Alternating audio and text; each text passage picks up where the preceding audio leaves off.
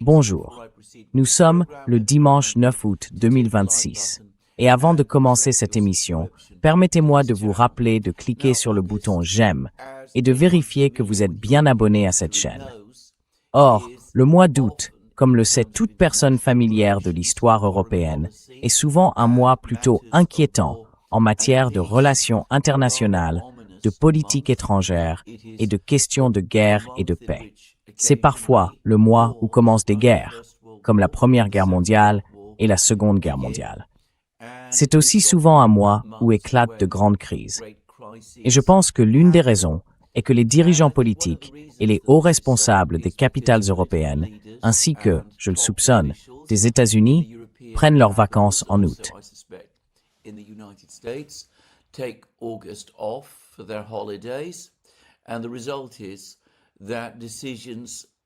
Et le résultat, c'est que des décisions qui auraient pu être prises plus vite ou par des personnes plus haut placées sont prises plus lentement ou par des personnes plus juniors qui ne sont pas à la hauteur.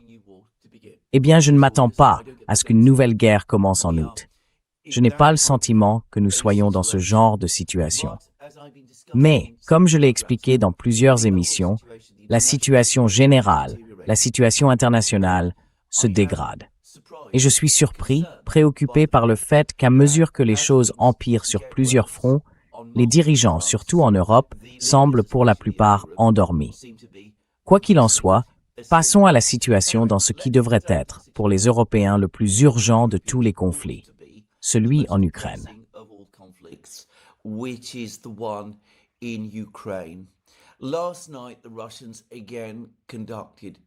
La nuit dernière, les Russes ont de nouveau mené des frappes massives contre Kiev et Odessa. J'ai entendu certains rapports selon lesquels la frappe contre Odessa, ou plus précisément contre le vaste complexe portuaire d'Odessa, aurait été la plus puissante menée par les Russes jusqu'à présent, durant toute la campagne contre Odessa et les ports ukrainiens de la mer Noire, qui se poursuit essentiellement depuis début juillet. Quoi qu'il en soit, c'était une attaque massive. Et jusqu'à présent, nous n'avons pas encore reçu de bilan pleinement détaillé des dégâts causés. Mais il semble qu'ils aient été considérables.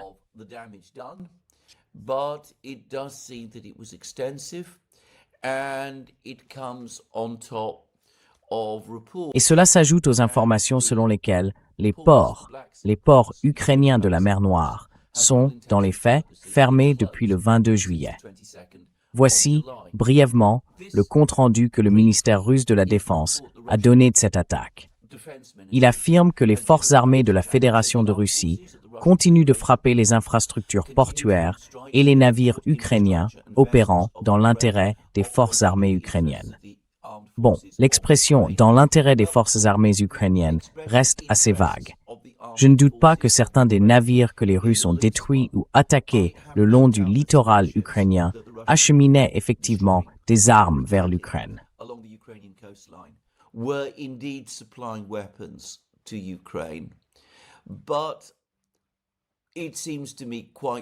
Mais il me semble assez clair que ce qu'on pourrait appeler des structures à double usage ou purement civiles ont également été attaquées le long de la mer Noire. Et bien sûr, les Russes tiennent beaucoup à affirmer qu'il s'agit malgré tout de cibles militaires, directement liées aux opérations militaires de l'Ukraine.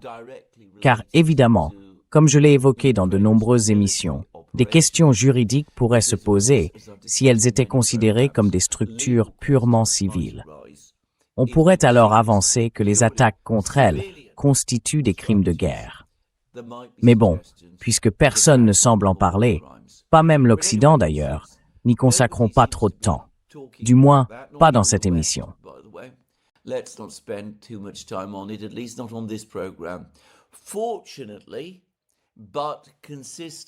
Heureusement, et conformément à la manière dont les Russes mènent globalement leurs opérations de missiles et de drones, le nombre réel de victimes civiles a été très faible. Et comme je l'ai dit dans de nombreuses émissions, compte tenu de l'ampleur énorme des offensives russes par missiles et drones, il est difficile de l'expliquer autrement qu'en disant que les autorités russes, les autorités militaires et politiques russes ont clairement pour politique d'éviter les victimes civiles. Quoi qu'il en soit, le ministère russe de la Défense nous dit ensuite ceci au sujet de la frappe. Dans le port d'Odessa, des dépôts de carburant et du matériel militaire, ainsi qu'une installation portuaire de transbordement, ont été attaqués. Dans le port de Tchornomorsk, des dépôts de carburant et des dépôts de produits pétroliers, si vous préférez, ainsi que du matériel militaire et une installation portuaire de transbordement ont été attaqués.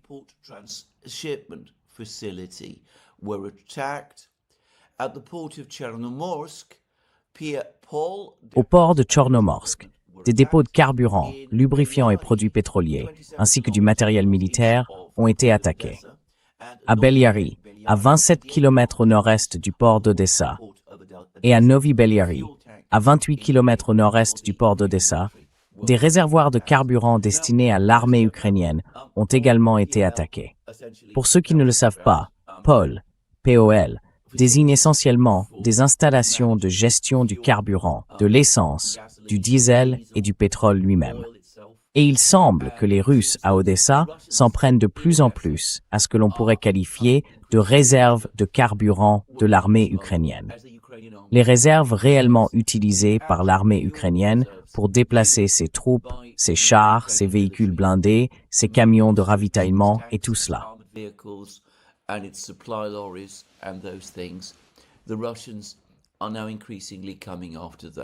Les Russes s'en prennent désormais de plus en plus à ces infrastructures. Bref, c'était l'attaque contre Odessa. Comme je l'ai dit, certains rapports affirment qu'il s'agissait de la plus lourde de toute la guerre jusqu'ici. D'autres font état de dégâts supplémentaires sur des ponts essentiels. Des images ont circulé montrant de longues files de véhicules, civils et autres, provoquées par les graves dommages causés à un pont en particulier. Je suppose qu'il s'agit du pont de Zatoka, que les Russes ont attaqué il y a environ une semaine et dont j'ai longuement parlé dans de précédentes émissions. Mais j'ai cru comprendre que les Russes attaquaient aussi davantage de ponts dans cette zone.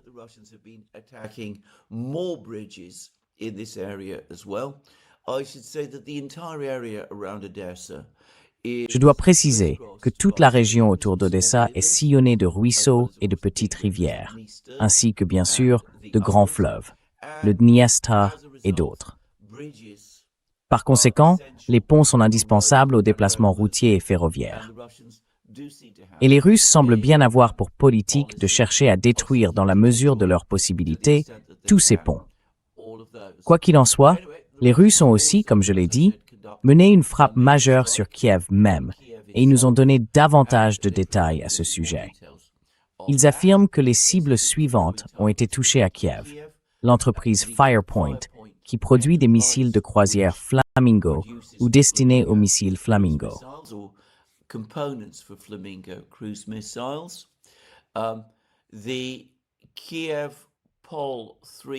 Le dépôt Kiev-Pol 3, un autre dépôt pétrolier exploité par la société Grand Terminal Company, qui fournit des produits pétroliers aux forces armées ukrainiennes depuis la station linéaire de production et d'expédition de Novograd-Volynsky. Il s'agit vraisemblablement d'une sorte de raffinerie. Des camions-citernes y sont ravitaillés chaque jour, puis envoyés vers l'est du pays pour soutenir des groupes de soldats ukrainiens. Et l'on nous dit aussi que des drones de frappe, vraisemblablement des drones Geran 4, ont pris pour cible 2 cargos transportant des armes et du matériel militaire vers les ports d'Ukraine, alors qu'ils naviguaient au sud et à l'est d'Odessa.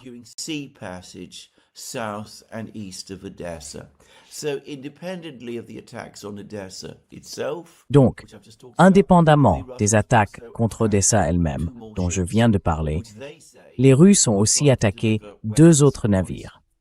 Ils affirment que ces navires tentaient d'acheminer des livraisons d'armes vers l'Ukraine. D'ailleurs, je suis enclin à croire les informations que les Russes diffusent maintenant au sujet des derniers navires qu'ils ont attaqués, à savoir qu'il s'agirait principalement de navires utilisés pour fournir des armes aux forces armées ukrainiennes. Car je ne peux pas imaginer qu'un navire marchand, ou son propriétaire, ou son capitaine, soit prêt à risquer le navire en essayant de se rendre à Odessa en ce moment. Et comme nous l'avons entendu dans des rapports précédents, les Ukrainiens eux-mêmes nous disent que les ports de la mer Noire sont fermés au trafic maritime marchand depuis le 22 juillet.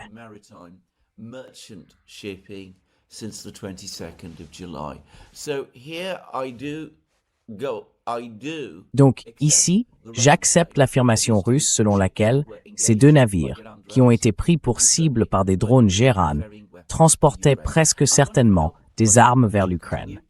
Je me demande combien de temps cela va encore durer. Je soupçonne que certains de ces navires ont mis le cap sur l'Ukraine avec des cargaisons d'armes avant le début de la campagne russe visant à fermer les ports de la mer Noire.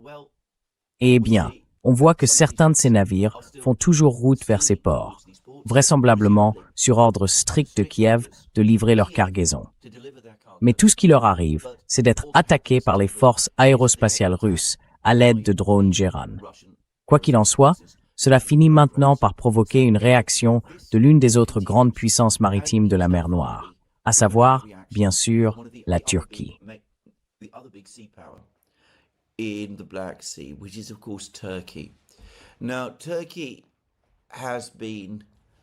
Or, la Turquie a auparavant soutenu activement l'accord sur les céréales entre la Russie et l'Ukraine. Cet accord a été négocié en juillet 2022, puis il s'est complètement effondré lorsque, comme je l'ai expliqué dans de nombreuses émissions, l'Union européenne n'a pas tenu ses promesses d'assouplir les restrictions et d'autoriser la vente de produits agricoles et d'engrais russes via les ports de l'Union européenne. Les Turcs ont donc soutenu l'accord sur les céréales lorsqu'il a été annoncé pour la première fois en juillet 2022. Et à plusieurs reprises, Erdogan, le président turc, a laissé entendre qu'il souhaiterait le voir rétabli. Mais il n'a jamais apporté de réponse au grief russe selon lequel l'Union européenne n'a pas tenu sa promesse de lever les sanctions sur les engrais et les produits agricoles russes, comme je l'ai dit. Quoi qu'il en soit, les Turcs en sont mécontents.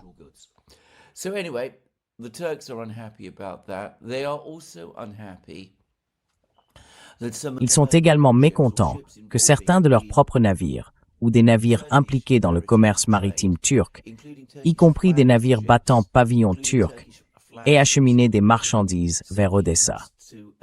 Les Turcs se sont plaints du fait que ces navires aussi ont été attaqués. Certaines de ces attaques, au moins une, ont été menées par les Ukrainiens. Et selon certains rapports, des membres de l'équipage de ce navire envisagent maintenant réellement de poursuivre l'Ukraine en justice pour les préjudices et les dégâts qu'ils ont subis à la suite de cette attaque.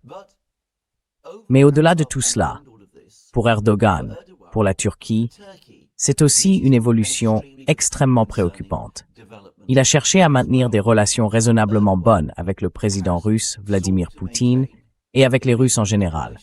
Les Russes est l'économie turque. The Russians are heavy investors in the Turkish economy. They're building a nuclear power station in Turkey and Ils construisent une centrale nucléaire en Turquie et sont en train d'en lancer une deuxième. Un grand nombre de touristes russes viennent en Turquie, ce qui contribue de manière importante à l'économie touristique du pays. Les Russes achètent aussi beaucoup de produits turcs, même si, apparemment, ce n'est plus autant qu'avant. Les Turcs importent également de grandes quantités de combustibles fossiles, du gaz et du pétrole, y compris du pétrole raffiné, apparemment en provenance de Russie. Et cela intervient à un moment où l'économie turque est soumise à de fortes tensions, en raison de la diminution des approvisionnements venus du Golfe Persique. Cela a aggravé les problèmes de longue date liés au déficit chronique de la balance courante de la Turquie. Et cela fait augmenter les coûts de l'énergie, donc le taux d'inflation dans le pays.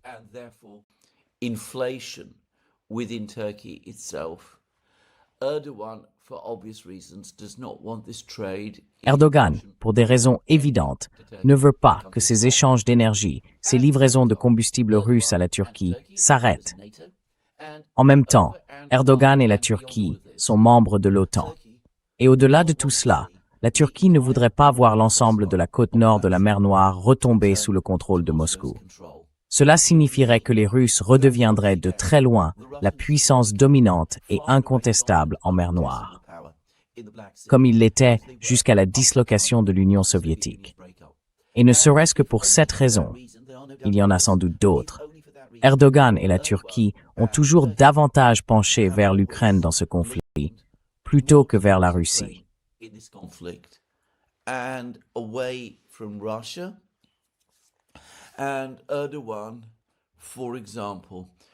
Et Erdogan, par exemple, a toujours clairement fait savoir qu'il soutenait l'intégrité territoriale de l'Ukraine.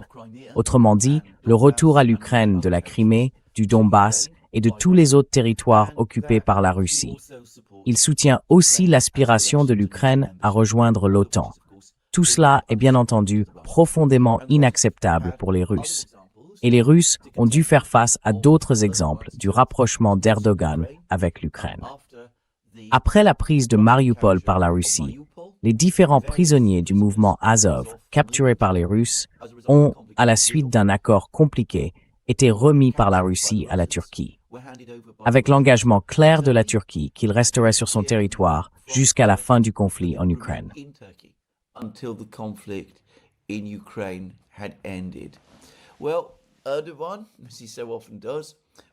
Eh bien, Erdogan, comme il le fait si souvent, a rompu cet accord et a laissé toutes ces personnes retourner en Ukraine, ce qui a suscité une forte colère et certains reproches en Russie. Il y a eu aussi divers autres petits incidents de ce genre. Et bien sûr, la Turquie a également fourni des armes à l'Ukraine, des drones Bayraktar, des véhicules blindés et toutes sortes d'autres armes, y compris pendant que ce conflit était en cours. Erdogan, faut-il le préciser, est extrêmement habile à jouer ce jeu qui consiste à être l'ami ou le prétendu ami de tout le monde, tout en poursuivant en réalité ses propres objectifs précis. Eh bien, il s'est maintenant avancé et fait des propositions par l'intermédiaire de son ministre des Affaires étrangères, le ministre Fidan, en faveur de ce qu'ils appellent un moratoire sur les attaques en mer Noire.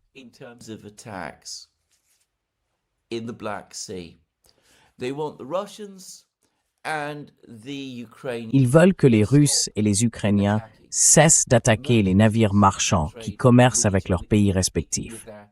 Et peut-être en partie pour exercer une certaine pression, les Turcs empêcheraient maintenant, semble-t-il, les navires marchands censés se rendre au port russe de Novorossiysk sur la mer Noire, d'y entrer par les Dardanelles. Même si certains rapports indiquent aussi qu'ils font la même chose avec des navires qui tentaient de faire route vers Odessa. Or, comme je l'ai déjà dit, les navires qui font route vers Odessa, à l'heure actuelle, transportent sans aucun doute des armes pour l'Ukraine.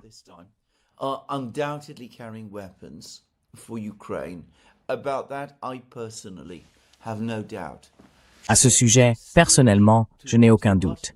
Les navires qui font route vers le port russe de Novorossiysk sont presque certainement engagés dans du trafic commercial.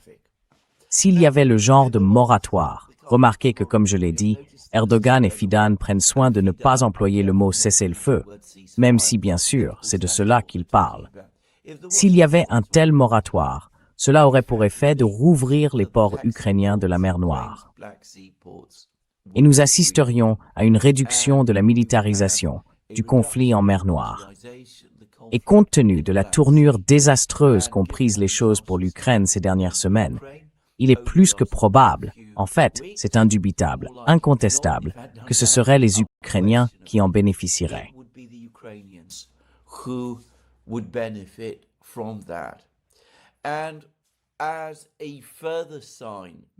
Et autre signe, peut-être, que ce qu'Erdogan fait est un geste pro-ukrainien. Selon certaines informations, la Turquie aurait aussi accepté de fournir davantage d'armes à l'Ukraine, dont apparemment 70 missiles Attack-MS. Les États-Unis auraient épuisé tout leur stock de missiles Attack-MS, mais la Turquie en aurait encore et serait prête à en donner 70 à l'Ukraine. Les Turcs seraient aussi prêts, semble-t-il, à fournir aux Ukrainiens certains autres types d'armes. Et là encore, je ne doute pas un instant que ce soit en partie une tentative, même modeste, de réduire le déséquilibre militaire qui devient de plus en plus défavorable aux Ukrainiens. Mais c'est aussi un signal envoyé aux Russes et une manière de faire pression sur eux. Je ne doute absolument pas que tout cela échouera. I have absolutely no doubt that all of this will fail. The Russians have shown no interest in ceasefires. Les Russes n'ont manifesté aucun intérêt pour des cessez-le-feu, des moratoires ou quoi que ce soit de ce genre en mer Noire. Je ne doute pas que les Russes continueront à maintenir fermés les ports ukrainiens de la mer Noire. Quant aux attaques MS, Joe Biden, pendant son administration, a fourni à l'Ukraine 500 de ces missiles, selon le New York Times. Les Russes se sont rapidement adaptés à leur arrivée. Et globalement, s'agissant de leur impact sur la guerre, ce fut une immense déception et un énorme échec. Je me souviens qu'en 2023, les attaques MS étaient présentées par tous les habituels partisans, qui ne cessent de plaider pour le réarmement ou l'armement de l'Ukraine, et qui veulent que toutes les lignes rouges soient franchies en matière d'armement de l'Ukraine. Je me souviens très clairement de la manière dont ils vantaient les attaques MS comme l'arme décisive qui ferait gagner la guerre à l'Ukraine.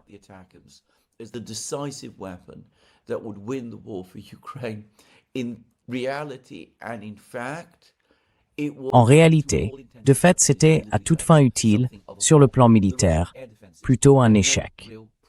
Les défenses aériennes russes n'ont eu aucun véritable mal à relever le défi que cela représentait. Quoi qu'il en soit, toutes ces initiatives d'Erdogan vont, au moins dans une certaine mesure, détériorer l'ambiance entre les Turcs et les Russes. Et il faut probablement s'attendre, à un moment donné au cours des prochaines semaines et des prochains mois, à une querelle semi-publique, voire totalement publique, entre les deux. Ce qu'Erdogan ne comprend peut-être pas pleinement, c'est qu'à Moscou, beaucoup de gens ne l'aiment pas. Et là encore, à Moscou, la manière dont Vladimir Poutine, le président russe, est censé chercher à l'apaiser, a fait l'objet de critiques importantes.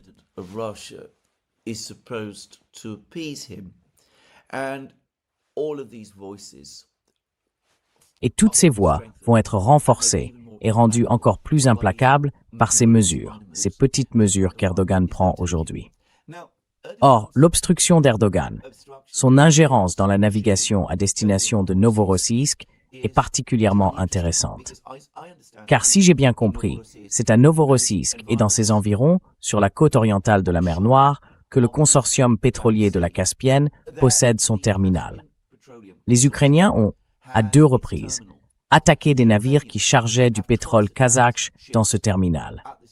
Cela a provoqué une réaction furieuse du gouvernement kazakh, des plaintes de Chevron, la compagnie pétrolière américaine qui avait acheté ce pétrole et qui, semble-t-il, détient une participation dans le consortium, auprès de la Maison-Blanche, ainsi que des demandes des États-Unis à Zelensky et aux Ukrainiens.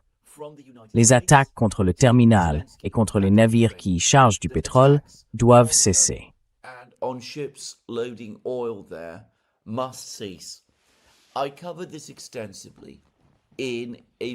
J'ai traité ce sujet en détail dans une émission récente. Quoi qu'il en soit, il suffit de dire que, dès que ces demandes sont parvenues à Zelensky, de nouvelles attaques contre des navires venant charger du pétrole au terminal de Novorossiysk, sur la mer Caspienne, ont bel et bien eu lieu. Or, certains rapports indiquent que les Américains en ont été absolument furieux et qu'ils se sont de nouveau plaints auprès de Zelensky. Zelensky aurait subi de fortes pressions de la part des Américains et de la Maison-Blanche de Trump sur cette question. Et les Ukrainiens auraient désormais donné aux Américains l'assurance formelle qu'il n'y aurait plus d'attaques contre des navires venant charger du pétrole au terminal de Novorossiysk. C'est très intéressant parce que maintenant, Erdogan et les Turcs semblent essayer d'empêcher les navires de se rendre à Novorossiysk pour y charger du pétrole. Tout simplement.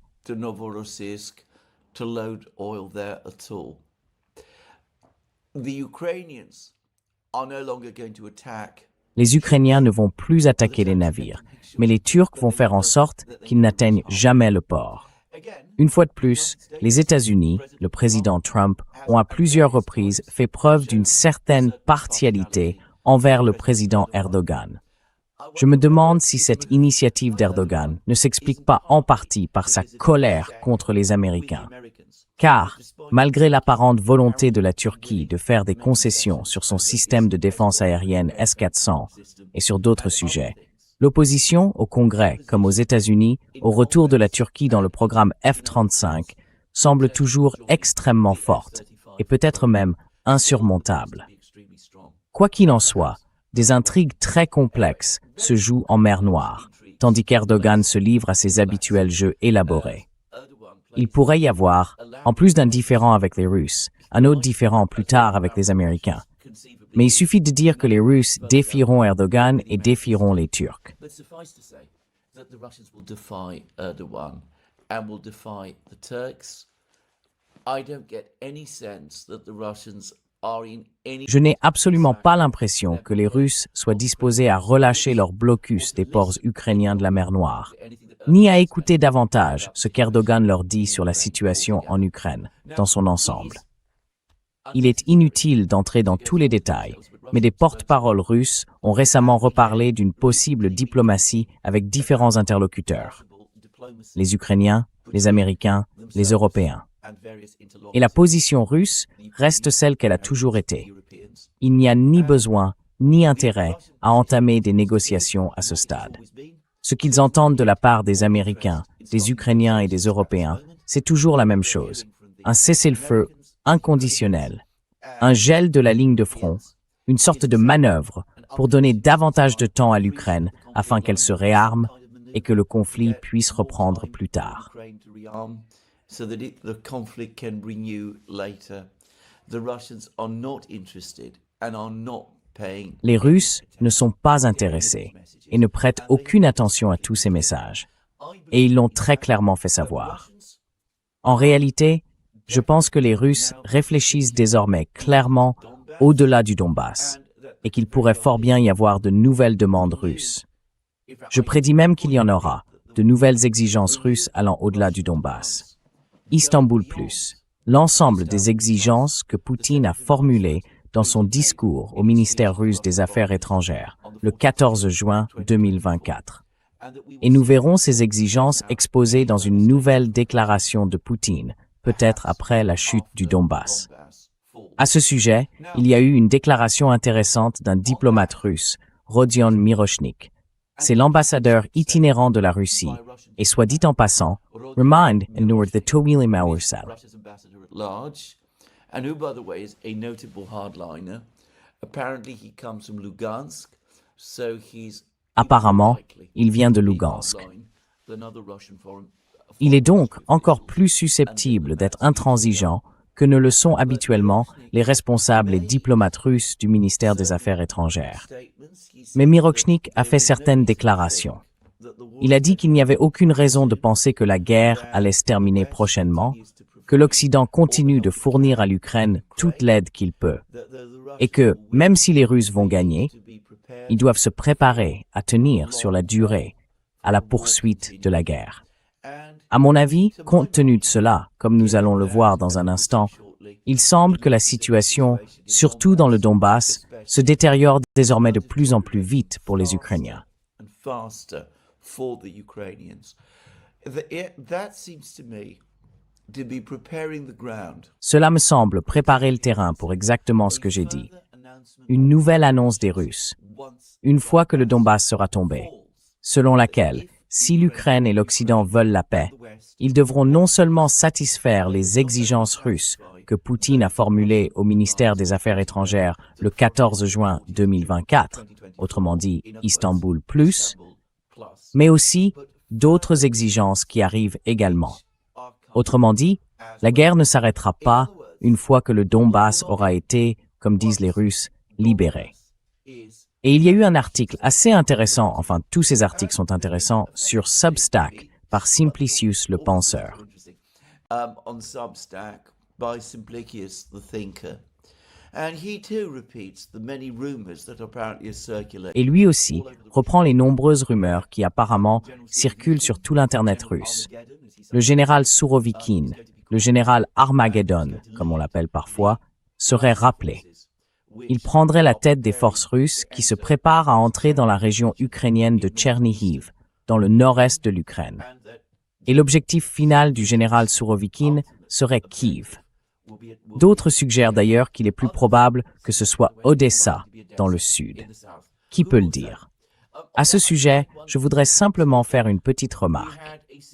Il y a quelques jours, nous avons assisté à un remaniement important des commandements militaires russes. J'en ai parlé dans une émission que j'ai faite. Une nouvelle force unifiée de drones a été créée. Les Russes ont unifié leur système logistique interne, le TIL, comme ils l'appellent parfois, sous un commandement unique. Under a unified command, new commanders have been appointed to army groups. De nouveaux commandants ont été nommés à la tête du groupe d'armée Centre, et je crois que c'était aussi le groupe d'armée Est. Je ne me souviens pas exactement. Mais, tout au long de ces changements et rotations, il n'a jamais été question du retour du général Sourovikine. Peut-être qu'il revient. Peut-être même qu'il a déjà été discrètement nommé de nouveau au commandement des forces russes. Qui sait? Mais, quoi qu'il en soit, à ce stade, les Russes n'en ont donné aucun signe public et officiel. Voilà donc pour le général Sourovikine. S'il est nommé d'ailleurs, s'il prend le commandement de l'un des grands commandements sur le champ de bataille, de l'un des groupes de force, ou peut-être même de plusieurs groupes de force, sa réputation s'est construite, je dirais davantage à mon avis, sur les récits qu'on raconte à son sujet que sur ce que nous avons réellement vu sur les fronts.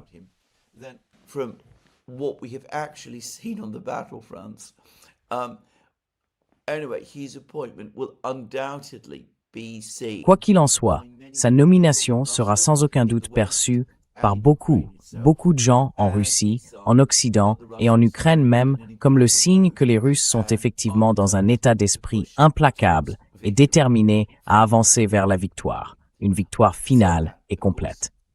Cela dit, bien sûr, je dois préciser que, même s'il n'a manifestement pas été très actif sur les champs de bataille ukrainiens depuis 2022, je ne doute pas qu'il soit effectivement un commandant extrêmement compétent. Quoi qu'il en soit, nous verrons s'il apparaît.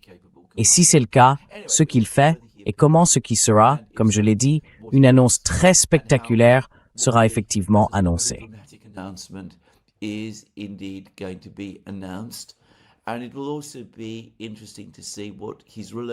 il sera aussi intéressant de voir quelle sera sa relation avec le chef de l'état-major général, le général Gerasimov, qui est actuellement le commandant en chef.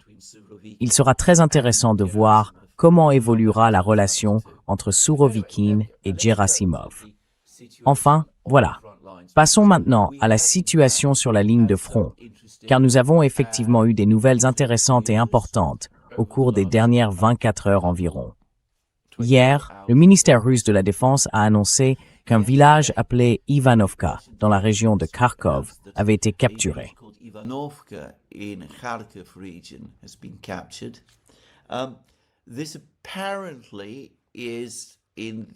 Cela se situe apparemment dans la zone de Bili Kolodiaz et de l'autre grande localité plus au sud, Veliki Burluk, qui semble désormais être le prochain grand objectif russe. C'est dans cette zone que, selon certains rapports, une poche de forces ukrainiennes commence à se former dans le nord-est de la région de Kharkiv. Et il me semble de plus en plus que toute la région de Kharkiv, au nord et, dans une certaine mesure, à l'ouest de Kupiansk, jusqu'à la frontière russe, tout au nord, l'extrême nord de la frontière russe, autrement dit, toute la région de Kharkiv à l'est de la ville de Kharkiv elle-même, est sur le point de passer sous contrôle russe.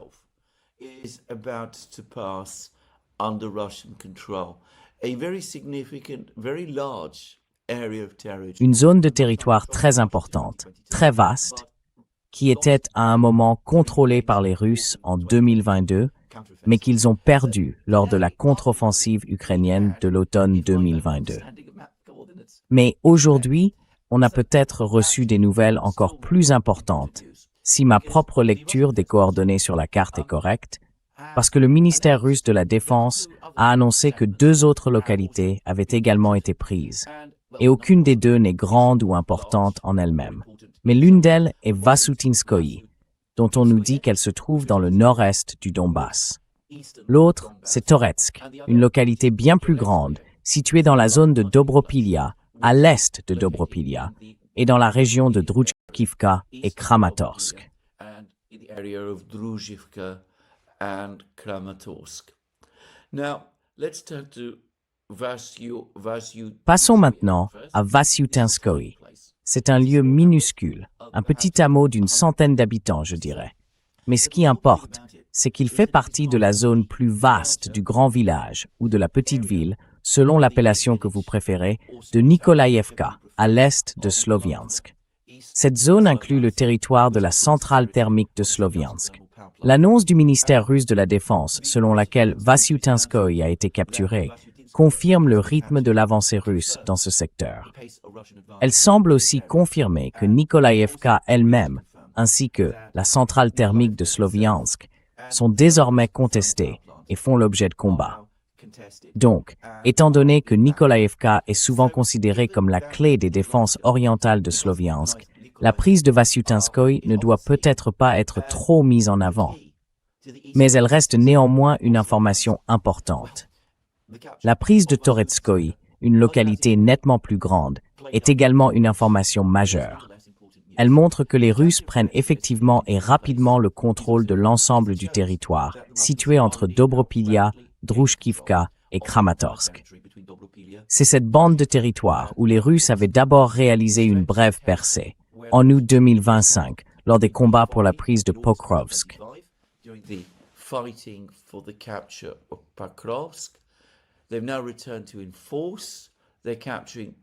Ils ont désormais repris des opérations offensives dans des zones qu'ils n'avaient jamais conquises lors des combats de l'an dernier.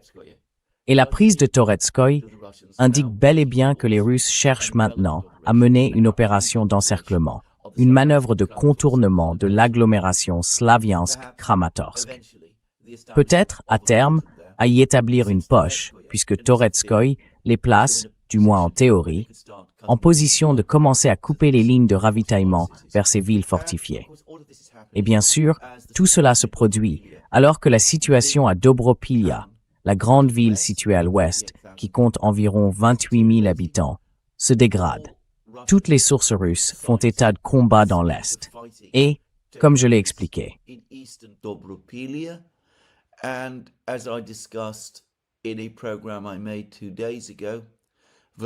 dans une émission que j'ai réalisée il y a 2 jours, Vladimir Poutine, le président russe, s'est entretenu par téléphone avec le commandant de la 76e division aéroportée de la Garde, qui progresse vers Dobropilia depuis le sud. Il semble que Dobropilia va être prise d'assaut depuis 2 directions par 2 groupes russes distincts. Et il semble aussi que Dobropilia entre probablement dans ces derniers jours sous contrôle ukrainien. La prise de Toretskoye, d'autres villages au sud de Toretskoye, puis de Dobropilia également, ainsi que des 2 villes de Rodensk et Bilitsk, au nord de Pokrovsk, créerait, prise dans son ensemble, une tête de pont très puissante, permettant aux Russes d'avancer vers le nord, dans le but de contourner Sloviansk et Kramatorsk par l'ouest. Sloviansk and Kramatorsk from the west. So,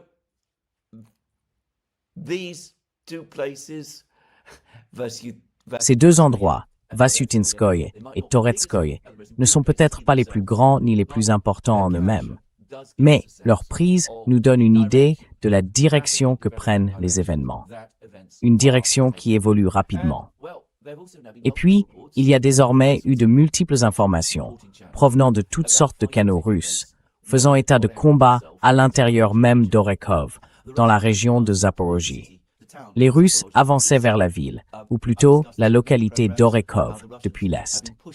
J'en ai parlé dans de nombreuses émissions. Les Russes progressaient vers l'ouest. En fait, une avancée russe massive a commencé à l'automne 2023, lorsque les Russes ont commencé à pousser vers l'ouest depuis la ville de Donetsk elle-même. Ils ont d'abord pris des endroits comme Marinka, puis Krasnogorovka, Avdeïvka. Puis ils ont continué vers l'ouest, prenant Selidovo, Kurakovo, Ugledar, Velikaya Novosilka, Guliaipol, Pokrovsk elle-même, et Pokrovsk itself, Mirnograd. Anyway, the Russians have been pushing relentlessly. Quoi qu'il en soit, les Russes progressent sans relâche vers l'ouest. Et la force venant de l'est, qui continue d'avancer, et qui est de toute évidence une force très très puissante, comme je l'ai expliqué dans des émissions récentes, a percé et coupé les lignes de ravitaillement ukrainiennes vers Orekov, par le nord.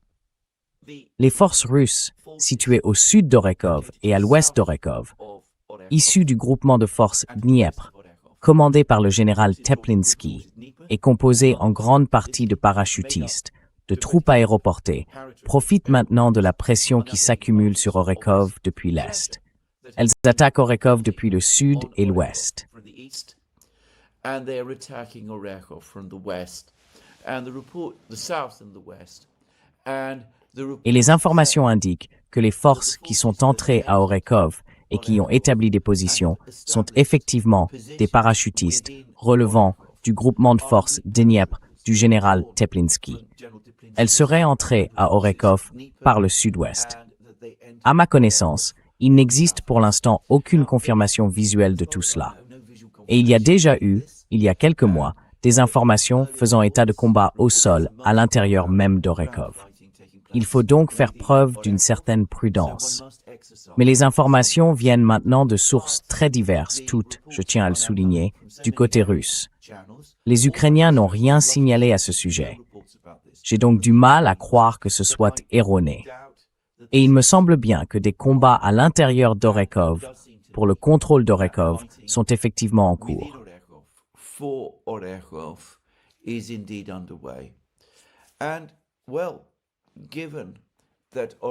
Et donc, étant donné qu'Orikiv est déjà dans une large mesure isolée des autres forces ukrainiennes, qu'elle se trouve dans un saillant très au sud, que les Russes l'ont déjà prise en demi-encerclement et que les armées russes avançant depuis l'Est semblent déjà couper les principales voies de ravitaillement, il y aura sans doute la résistance déterminée habituelle à Orikiv, où je soupçonne que se trouvent certaines des meilleures troupes ukrainiennes, les plus motivées. Mais j'ai du mal à croire que cette bataille, une fois véritablement engagée, puisse durer très longtemps. Il est plus probable que nous assistions à un effondrement soudain à Orikiv, comme nous l'avons vu, par exemple, à Vuhledar et ailleurs, à Guliaipol. In Guliapolye, once it becomes impossible to continue. Dès lors qu'il deviendra impossible de continuer à résister, tout s'effondrera très très rapidement. Et moi, personnellement, je m'attends tout à fait à ce qu'Orekov tombe cette année, probablement à un moment donné à l'automne. Mais là encore, il faudra attendre et voir. Cela étant dit, Dobropilia, Orekov, Liman au nord, où se déroule une bataille très complexe. De nombreux rapports russes affirment qu'ils contrôlent le territoire de Liman, mais qu'il reste encore d'importantes forces ukrainiennes à proximité, dont certaines sont coincées sur les rives orientales d'une rivière.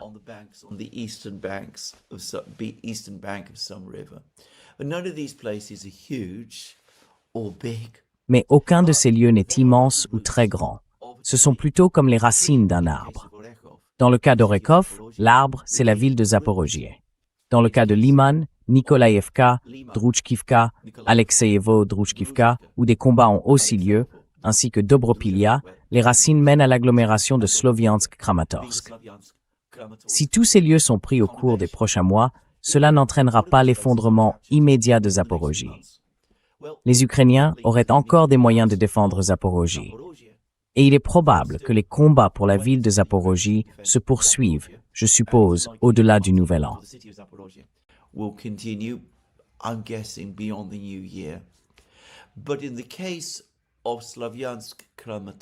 Mais, dans le cas de Sloviansk-Kramatorsk, je pense que la défense de ces deux villes et du reste du Donbass deviendra impossible. Elle ne sera plus tenable et un effondrement rapide surviendra alors. Et puis bien sûr, il reste l'incertitude concernant le nord-est de l'Ukraine, les forces russes à Soumy et à Kharkiv, et ce qu'elles pourraient faire. Il y a aussi la question de savoir si les Russes ont effectivement l'intention de marcher sur Tchernihiv, et quel rôle, s'il y en a un, le général Syrski pourrait jouer dans cette zone. Tout cela, comme je l'ai dit, dessine un tableau qui s'assombrit, et l'on commence à voir de plus en plus de rapports à ce sujet parvenir peu à peu en Occident. Nous avons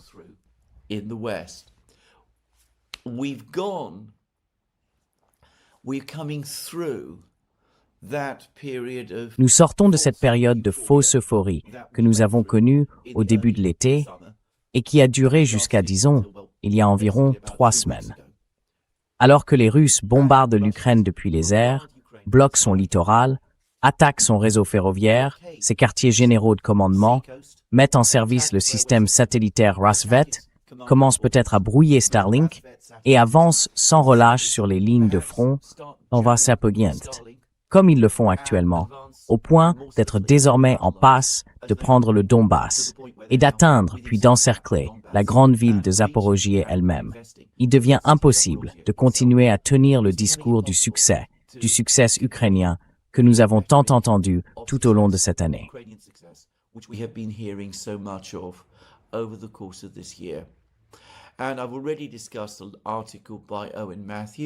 J'ai déjà parlé d'un article d'Owen Matthews dans The Spectator, et maintenant plusieurs autres articles ont suivi. Il y a notamment eu un long article dans The Atlantic, un magazine américain extrêmement belliciste, d'orientation néoconservatrice et pro-ukrainienne, qui, soit dit en passant, entretient des relations tumultueuses avec la Maison-Blanche de Trump. Bref, The Atlantic a publié un long article. Simon Schuster, un journaliste qui avait écrit, si je me souviens bien, un portrait à charge assez brutal, mais plutôt exact, de Zelensky vers la fin de 2023, mais qui est depuis devenu l'un des grands supporters de Zelensky dans les médias occidentaux. Je le précise simplement. Quoi qu'il en soit, il a contribué à cet article, qui reconnaît très clairement que l'Ukraine est confrontée à de graves difficultés. Major difficulties. The brief euphoria. La brève euphorie est maintenant terminée. Elle n'a duré que quelques semaines. Et le moment où tout s'est effondré, en réalité, c'est la rencontre, il y a 10 jours, entre le président ukrainien Zelensky et le président américain Trump. C'est une rencontre étrange et mystérieuse à certains égards, parce que dans les jours qui l'ont précédé, Trump semblait très clairement prendre le parti des Ukrainiens. Il semblait s'y préparer au moment du sommet de l'OTAN à Ankara, qui avait eu lieu une semaine environ plus tôt. Mais il suffit de dire que lorsque Zelensky est arrivé à Washington, il a trouvé, selon tous les témoignages, un Donald Trump profondément peu favorable à sa cause. Un président qui a rejeté toutes les propositions de livraison supplémentaire de missiles Patriot à l'Ukraine. Un président qui est revenu sur les propositions de production conjointe, Healing, en Ukraine, de missiles Patriot, de production sous licence de missiles Patriot en Ukraine, et un président qui s'est montré totalement incapable de vouloir aider l'Ukraine.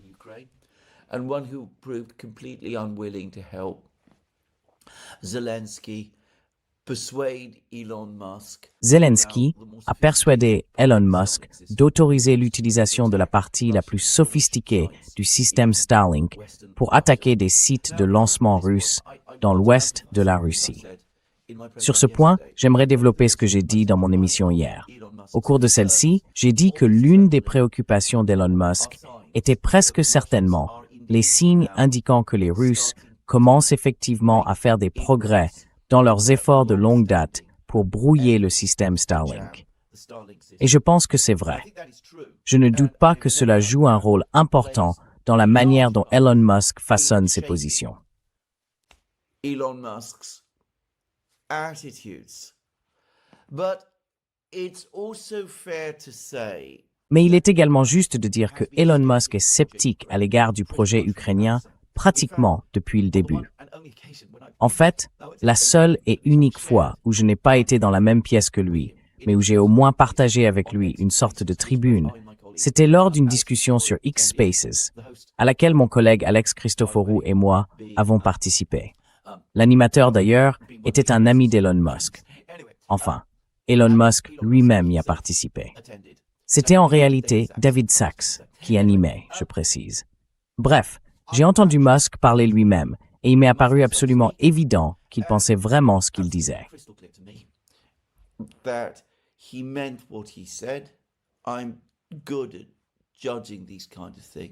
Je suis bon pour juger ce genre de choses.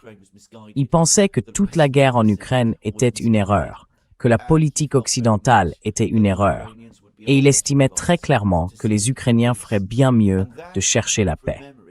Et ça, si je me souviens bien, c'était en octobre 2023. Donc Musk a toujours été sceptique au sujet de l'Ukraine. Il a même douté de la pertinence de mettre Starlink à la disposition des Ukrainiens, tout simplement. Mais il n'a jamais voulu aller à contre-courant de l'opinion dominante en Occident sur ce sujet. Mais je peux personnellement comprendre pourquoi, pour lui, laisser Zelensky et les Ukrainiens utiliser cette partie plus avancée du système Starlink constitue une ligne rouge. Part of the Starlink system is a red line. It's risky because it puts C'est risqué, parce que cela met Starlink lui-même en danger, et c'est quelque chose dont Musk est responsable. Mais en plus, ce serait fait pour une cause à laquelle Musk lui-même ne croit pas vraiment. Cela dit, à propos de Musk, je ne peux pas m'empêcher de penser que ce qui s'est passé, c'est qu'au moment de la réunion de l'OTAN à Ankara, Trump et les Américains ont en gros accepté le récit d'un succès ukrainien. Puis, au moment de la réunion à Washington, ils ont compris qu'on les menait en bateau, que Konstantinovka était tombée, que d'autres endroits tombaient aussi, que les Russes s'adaptaient avec succès à l'offensive ukrainienne de drones, que l'économie russe était loin de s'effondrer ou de quoi que ce soit de ce genre, et que c'était en réalité les Ukrainiens qui étaient en grande difficulté, pas les Russes. Who were in severe trouble and not the Russians. And that probably explains why Et cela explique probablement pourquoi Trump a décidé à ce moment-là de prendre ses distances avec Zelensky et les Ukrainiens. Mais quoi qu'il en soit, The Atlantic situe le déclin de la confiance, la dissipation de l'euphorie autour de l'Ukraine à cette réunion précise. D'autres articles approfondissent davantage la question. Et il y a eu un article très intéressant d'un commentateur militaire et politique, Mark Galeotti, dans le Times. Galeotti était autrefois l'un des commentateurs sur la Russie que je prenais extrêmement au sérieux et que je considérais comme l'un des plus pondérés, des plus intelligents et des plus perspicaces. Je dois dire que, sur le conflit en Ukraine, nos chemins se sont complètement séparés. Il est devenu un grand soutien et un ardent défenseur de l'Ukraine. Moi, bien sûr, non. Et quoi qu'il en soit, à mon avis, les reportages de Mark Galeotti sur la guerre ont fini par refléter ses partis pris. has, in my opinion, come to reflect his biases. Well, the same could be said about me, but then On pourrait en dire autant de moi. Mais là, je parle de Mark Galeotti. Bref, Mark Galeotti a écrit un long article dans le Times, très soigneusement formulé, sur les grands succès de l'offensive ukrainienne par drone. Mais il s'avère que Mark Galeotti ne pense pas vraiment, en fin de compte, que ces succès aient été si grands. Il reconnaît, par exemple, que la situation du carburant en Russie se stabilise. Il reconnaît aussi qu'il ne semble pas y avoir beaucoup de preuves d'une pression politique sur le président Poutine. Globalement, le taux de confiance accordé au président Poutine reste à des niveaux stratosphériques, 74%. Mark Galeotti est sceptique quant au taux de confiance de Poutine. Moi, soit dit en passant, je ne le suis pas.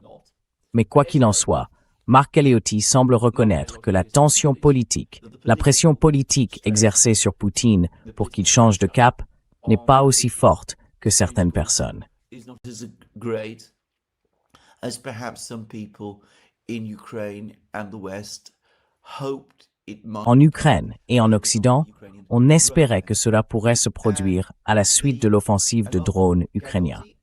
Et Mark Galeotti a également dit quelque chose que plusieurs autres ont dit. Alistair Crook, par exemple, en a parlé dans une émission qu'il vient de faire sur Daniel Davis Deep Dive.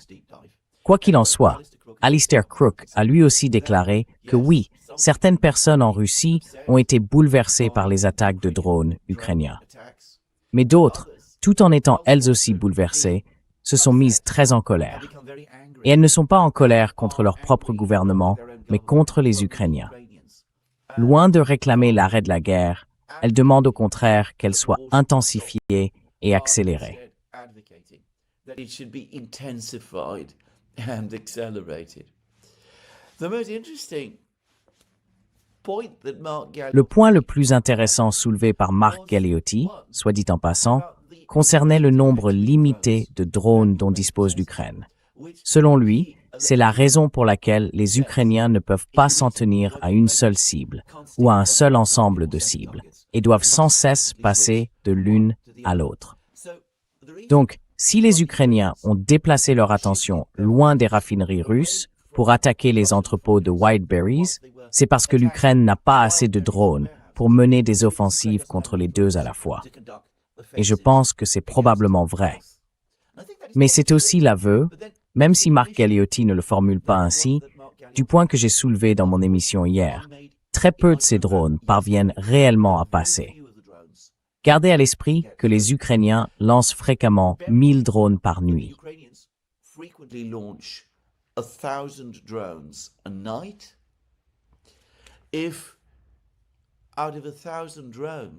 Si, sur 1000 drones, les Ukrainiens n'en ont pas assez pour attaquer à la fois des raffineries, des entrepôts Whiteberries et d'autres cibles à l'intérieur de la Russie de manière systématique, cela ne peut vouloir dire qu'une chose. Les Russes abattent de très loin la plupart des drones. Or, dans mon émission hier, j'ai dit que selon un commentateur ukrainien spécialisé dans les drones, qui suit la guerre des drones du côté ukrainien, lors des frappes contre Moscou, sur 1500 drones lancés en direction de Moscou, environ un seul est susceptible de pénétrer dans la ville elle-même, au cœur de la capitale. 1 sur 1500. Évidemment, Moscou est la ville la plus lourdement défendue de Russie. Cependant, d'autres commentateurs ukrainiens disent que le taux de pénétration de l'Ukraine avec ses drones se situe entre 1 et 2%. Sur 100 drones à longue portée lancés par l'Ukraine contre des cibles à l'intérieur de la Russie, des drones qui, rappelons-le, coûtent au minimum $55 000 chacun.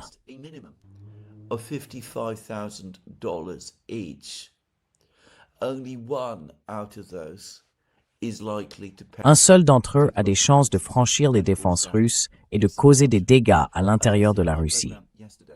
Comme je l'ai dit dans mon émission hier, les calculs de coût-bénéfice derrière cette offensive sont manifestement et totalement erronés. Bref, pour revenir à Mark Galeotti, il semble se rapprocher d'un aveu. Cette offensive de drones a été une erreur, et tout ce qu'elle a produit, c'est un durcissement de la position russe et une approche plus agressive des Russes envers l'Ukraine. Bref, voilà pour Mark Galeotti. Le journaliste allemand de Bild Zeitung, Julian Röpke, auquel je me suis souvent référé dans de très nombreuses émissions, est un fervent partisan de l'Ukraine, sans aucune réserve.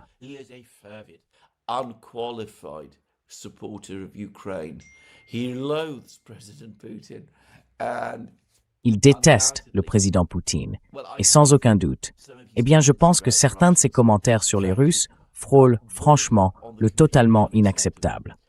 Mais, comme je l'ai dit à de nombreuses reprises, il a parfois des éclairs ou des moments de réalisme et de lucidité.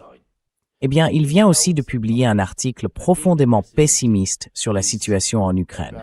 Il vient de s'y rendre. Il dit que la situation est mauvaise et qu'elle empire. À mon avis, il n'est absolument pas au fait de la véritable situation sur les lignes de front. Mais les commentateurs occidentaux, qui continuent d'obtenir leurs informations auprès des Ukrainiens, ne le sont jamais non plus.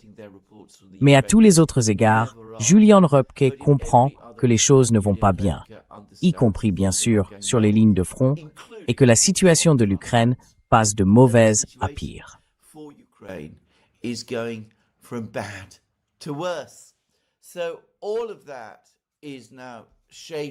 Tout cela prend donc forme aujourd'hui en Ukraine.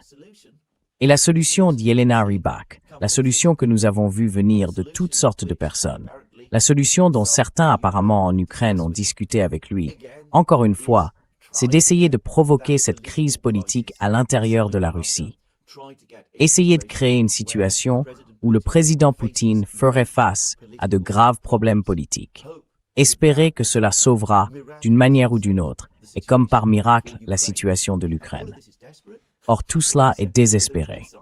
Je l'ai déjà dit. Rien n'indique que la position du président Poutine en Russie soit menacée. Quand les gens disent que la seule façon pour l'Ukraine de gagner passe par une telle crise, alors on sait que la situation est désespérée. Then you know that the situation is desperate. For the record, crises Pour mémoire, des crises surviennent parfois dans des pays quand des guerres sont perdues. Sans doute qu'elles surviennent aussi au moment où des guerres sont gagnées. Mais de mémoire, je ne me rappelle pas d'un seul exemple. Ce qu'aucune de ces personnes ne fait, bien sûr. Ni Mark Galeotti, ni Julian Röpke, ni Simon Schuster, ni les bonnes gens de The Atlantic. C'est proposer la solution évidente. Négocier. Parvenir à une forme de règlement de la guerre, qui devrait se faire aux conditions de la Russie. Which would have to be on Russian terms. Daniel Davis, Lieutenant Colonel Daniel Davis, Daniel Davis, le lieutenant-colonel Daniel Davis, que j'ai eu le très très grand honneur et le grand plaisir de rencontrer lors de mon voyage à Chattanooga, vient de réaliser une excellente émission sur Daniel Davis Deep Dive. Il y affirme que le moment est absolument venu pour l'Ukraine de négocier avec les Russes, de négocier sérieusement avec les Russes et de chercher la paix, même si cela doit se faire aux conditions russes. Mais personne, dans aucun gouvernement occidental, ne le propose. En fait, Zelensky a récemment fait des déclarations, ou des déclarations de sa part ont été publiées, qui réaffirmaient toutes ces exigences bien établies. Un cessez-le-feu inconditionnel sur la ligne de front actuelle et le refus catégorique de la demande russe la plus minimale, à savoir un retrait ukrainien du Donbass. which was for a Ukrainian withdrawal from Donbass. So there it is. That's where we are in the war. Voilà donc où nous en sommes dans la guerre. La situation va de mal en pis. En août, pendant le reste du mois d'août, nous allons probablement assister à des combats intenses qui se poursuivront en septembre. Vers la fin octobre, commencera la période de la Rasputitsa, celle où le sol devient meuble.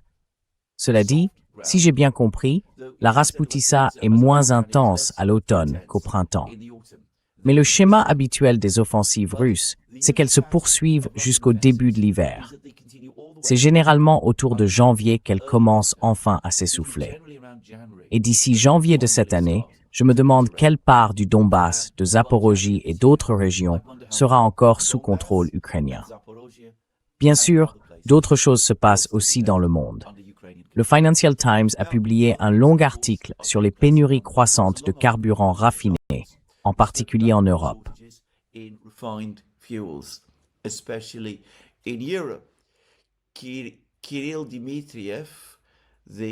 Kirill Dmitriev, le directeur du Fonds russe d'investissement direct, qui, au grand agacement de certaines personnes en Russie, mène la diplomatie russe au nom de la Russie, avec Witkoff et Kushner, a déclaré que l'Union européenne s'était elle-même mise dans une crise énergétique.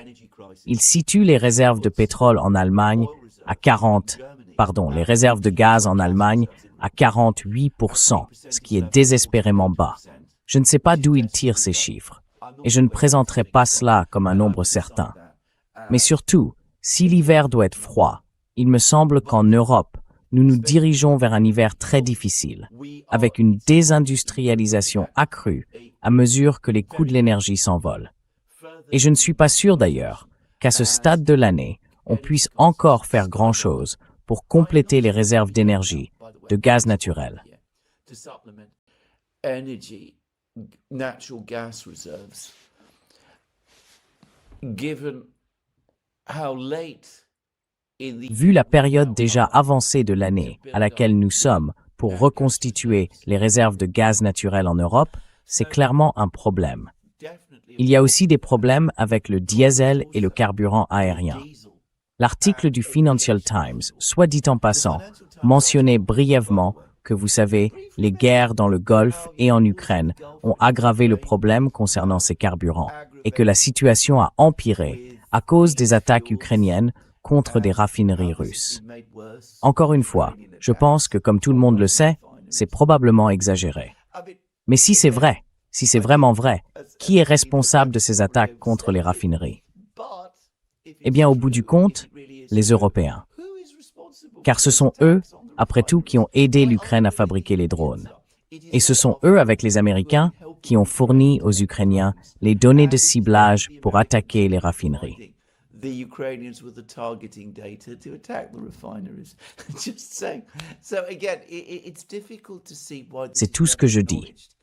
Donc encore une fois, il est difficile de comprendre pourquoi cela n'est jamais reconnu, même dans des journaux comme le Financial Times. Enfin, en réalité, il est très facile de comprendre pourquoi ce n'est jamais reconnu. Mais bon, je pense quand même qu'il vaut la peine de le souligner. Quoi qu'il en soit, la situation est très, très mauvaise pour les carburants raffinés en Europe. Et cela fait environ une semaine que je dis que les Iraniens avertissent que quel que soit l'accord à long terme que l'Iran négociera avec l'autre État riverain, Oman, concernant la future gestion du détroit d'Ormuz, cela ne signifie pas que le détroit d'Ormuz sera automatiquement rouvert.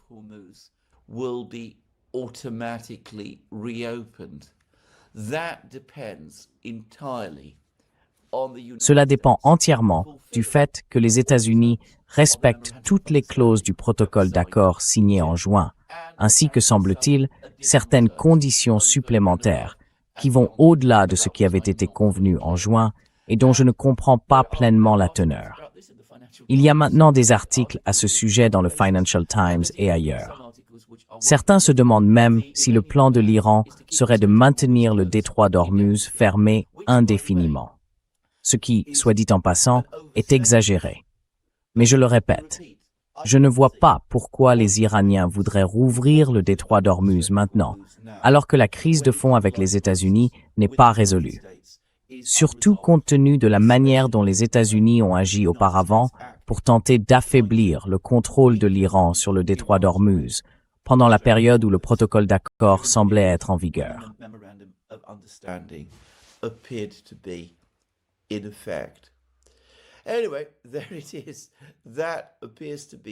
Enfin, voilà où nous en sommes. Cela semble être la situation. Il n'y a donc pas de solution à court terme en vue pour les problèmes énergétiques de l'Occident. Ils s'aggravent, comme je l'ai expliqué et comme nous en avons parlé sur The Duran. Les Chinois renforcent les contrôles sur les exportations de terres rares, d'autres matériaux stratégiques, et maintenant de composants pour drones. Et la situation dans les deux guerres, la guerre au Moyen-Orient et la guerre en Ukraine, ne cesse d'empirer. Il y a quelques années, après la sortie d'un certain film, l'expression « tempête parfaite » est devenue très populaire en Occident pour décrire une situation où tout commence à mal tourner en même temps.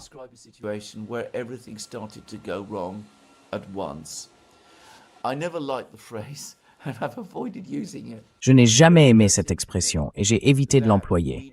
Mais il me semble bien que nous avons une tempête parfaite qui assombrit notre horizon. Les gouvernements occidentaux, avant tout, et surtout les gouvernements européens, semblent complètement inconscients de ce fait. Bon, c'est là que je vais terminer l'émission d'aujourd'hui. Je vous le rappelle encore une fois. Vous pouvez retrouver toutes nos émissions sur nos différentes plateformes, Locals, Rumble, X et Substack. Vous pouvez soutenir notre travail via Patreon et Subscribestar, ainsi qu'en vous rendant sur notre boutique. Les liens sont sous cette vidéo. Enfin, n'oubliez pas de cliquer sur le bouton « J'aime ». C'est tout pour aujourd'hui. À très bientôt. Passez une excellente journée.